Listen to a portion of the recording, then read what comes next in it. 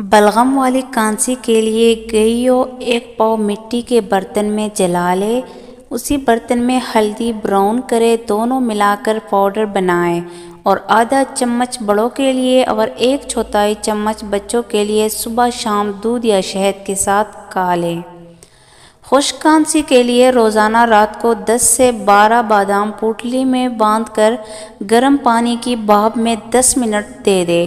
جب اچھی طرح اس کو دم لگ جائے تو اس کا چھلکا اتار کر دوبارہ گرم پانی میں بھاپ میں لٹکائیں اور گرم گرم بادام کھا لیں۔ 1 ہفتے میں آرام آ جائے گا۔ کسی بھی قسم کا بخار ہو، سبز الائچی کے چند دانے 1 گلاس پانی میں ابالے۔ جب پانی آدھا کپ رہ جائے تو یہ عرق گلاب میں مکس کر کے مریض کو پلائیں۔ یہ پانی پینے سے مریض کو فوری اتنا پسینہ آئے گا کہ بخار کا زور ٹوٹ جائے گا۔ آواز بیٹھ جائے یا گلے میں بہت زیادہ درد ہو، شہد میں ادرک کا رس ملا کر چاٹنے سے فائدہ ہوگا۔